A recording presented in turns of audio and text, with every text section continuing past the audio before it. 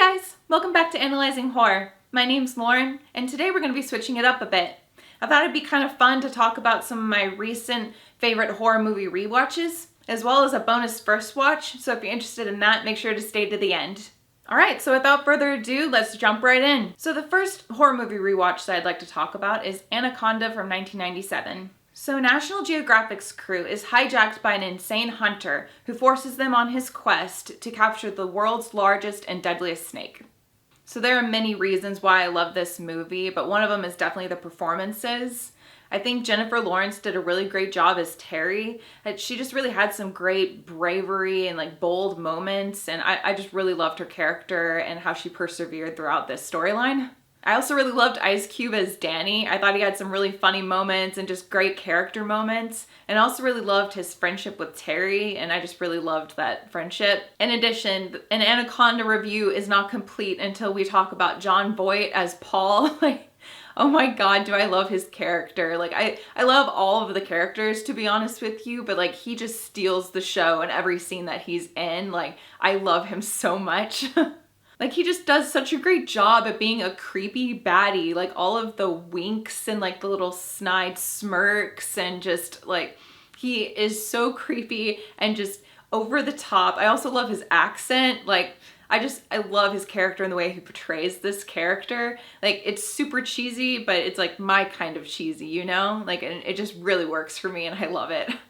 Another reason that this movie just does it for me is that I'm a huge Titanoboa fan and just a snake fan in general. And there's just something about a giant snake that I just find absolutely fascinating and terrifying at the same time. And I love that about this movie. Speaking of which, can you be a fan of a prehistorical creature? Hell, I say yes. Next time Titanoboa is at a horror con, I'll make sure to get a photo up. But no, seriously, I'm just a big snake fan. I've just been fascinated by Titanoboa for a really long time now. I just think it's crazy that Mother Nature allowed that to happen. The absolute size of that thing. It blows my mind. I can't even wrap my head around it. It's just crazy. So in a way, Anaconda is kind of like me getting to see Titanoboa in real life, and I just think it's really, really cool. And I don't know, it just reminds me about how if a giant snake did exist in today's society, how not prepared we would be as humans. It's unnerving and it's scary, but it's so, so cool. And there's just something about it, and snakes in general. I think they're absolutely fascinating. And that's just a big reason why I love this movie. Speaking of the snake, there is some CGI in this movie, of course, but I really love how the movie doesn't lean too hard into the CGI. I like how there are some practical and physical effects when it comes to the snake, and you can tell that it's a physical prop and not just CGI. And I just really love that about it, and for me it adds a lot of character and just depth to getting to feel the snake is really there instead of it just all being CGI, and I just really love that the movie chose to do that. Speaking of which, some of my favorite scenes are actually in the third act. I love the whole movie, by the way, but I just think that the third act is its strongest, and there are some scenes in there that I just absolutely love. For example, the scene between Paula and the snake. If you've seen this movie, you know what I'm talking about. But I just really love that scene. It was really tense, and then there's just one scene where it's horrifying and cheesy at the same time, and I just love it. Also, my absolute favorite scene of this entire movie, there's a scene where the snake is on fire and it's still coming for Terry and Danny. And I'm just this thing cannot be stopped. It's absolutely terrifying, but so cool. Visually, seeing a giant snake on fire, that is so cool. I just love it. And I don't know, I love that scene so much. That's also another scene that I could just frame and put it on my wall.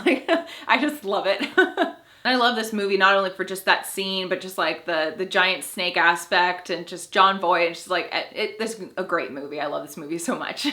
So next, let's talk about my second favorite rewatch, Jennifer's Body from 2009. So newly possessed cheerleader, Jennifer, turns into a demon and goes on a killing spree across her town.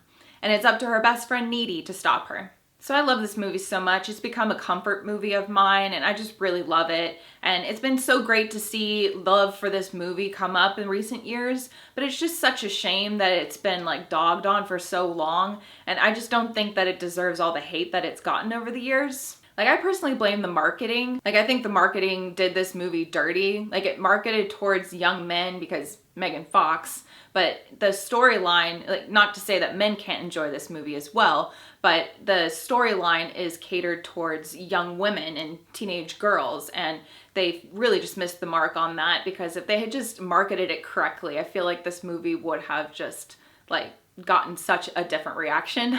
And I mean, that's one of the reasons why I love this movie so much, because it does try to speak to the female audience, and just speaking on how tough it is to be like a teenage girl and like growing up as a young woman and possibly questioning your sexuality. And I just think that's a really interesting subplot for this movie, especially being like a demon possession movie. I just really love that that's a subplot. I mean, especially as a bi woman myself, like I just like seeing representation, especially in horror. And again, like it's just a subplot, right? Like it's not like in your face or anything about it. It's just, you know, a little subsection of it. It's definitely a demon possession movie at the forefront, but getting to understand the dynamic between Jennifer and Needy's friendship and how it, you know, maybe toes the line past friendship. And I don't know, I just really love that aspect about this story.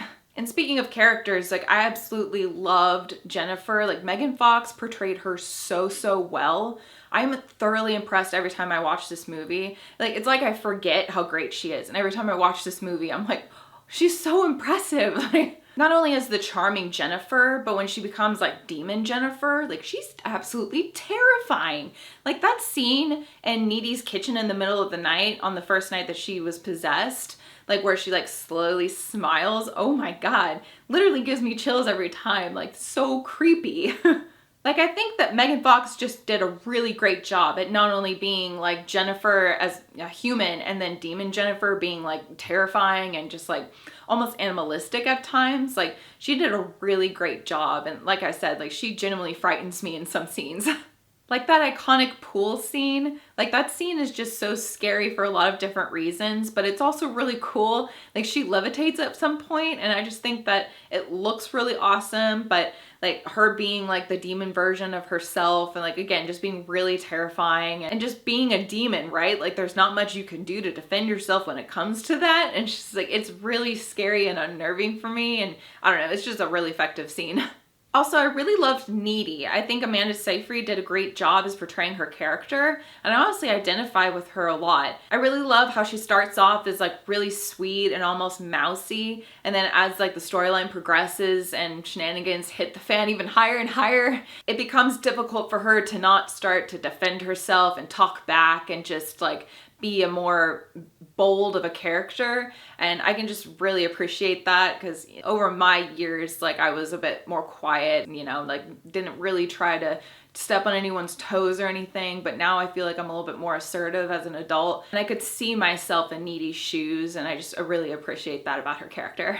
I think my favorite scene with Needy is like the very last couple of scenes with Needy and the band. Like I love that scene so much. So satisfying and so badass. Like I loved that scene.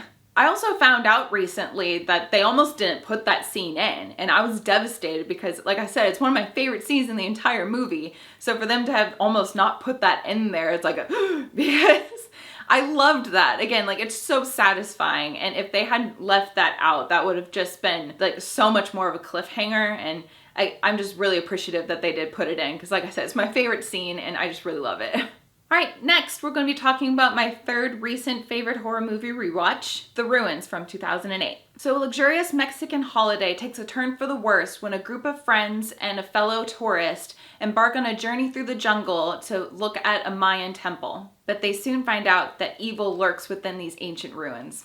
So obviously this is another movie that I really love, like, and for a lot of reasons as well. But I think one of them is just the plot line and like the inciting incident and all of that. Like I really love how, to me, realistic the story is. Like I just totally buy the concept of a couple of tourists wanting to go and immerse themselves in the local culture and then accidentally stumbling into a horrible situation. And then you're in a foreign country and you're not really familiar with your surroundings and stuff like that. Like that is just really terrifying to me, to like not only be in a horrible situation, but be thoroughly out of your element. It's just a really scary concept and it's just really effective for me. I also really love how quickly the mood turns in the movie. It goes from like a luxurious Mexican holiday setting to quickly being like a survival horror in a minimal setting, and how like the locals are forcing them to stay on top of that Mayan temple. Like, I just think that was done really, really well. And I love that intense shift in tone, and it just really works for me. It's one of the many reasons why I love this movie. Also, similar to Anaconda, I really love how this movie has some CGI, but it mostly relies on practical and physical effects. And I think that's really well done. And again, similar to Anaconda, it adds that extra character and just like it really immerses me in the environment more. Like, you know how sometimes when CGI is so heavy that you just like, you're just pulled out of the movie entirely, and it always bugs me whenever it's only CGI. For example, like the vines were like physical props and stuff, and I just thought that was really cool. I really loved that they chose to do that. Also, there is some gnarly body horror in this movie. Like, oh my god. Like, I only watched this for the first time last year, so this was only my second watch of this movie, but I still struggled to watch some of these body horror scenes. Like, oh my god. Like, for example, there's this scene with Matthias's legs that I cannot watch. I literally watch like this. I cannot handle that scene. It is just so horrific, and just you feel the pain in that scene with the character, and it's just, oh my god, it's so horrific. And like all of the scenes with Stacy and like what she's dealing with, like that was also horrifying. Like the scene with the knife, again, if you've seen this movie, like you know what I'm talking about. Like that scene hurts me. Physically hurts me. That's another one that I'm just like, I don't know if I should watch this. Like, it's so scary and just so horrific, and just like putting yourself in these character situations, like it's just absolutely brutal. It's just an absolutely harrowing experience, and again, it's one of the reasons why I just love this movie so much, and it's just really effective for me.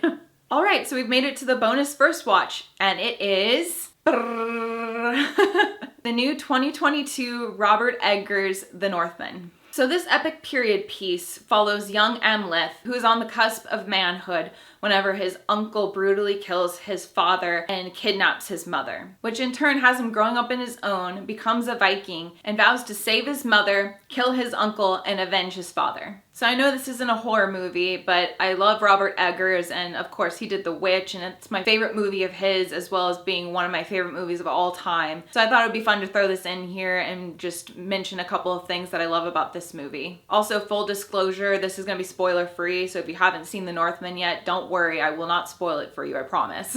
So to start off real quick, I really loved the storyline. I feel like there was a section in like the second act that was a little bit on the slower side, but outside of that, it was really well paced, and it was just packed full of tension. Like in particular, my favorite scene, I think, in the entire movie is this village pillaging scene. I really, really love it for so many reasons.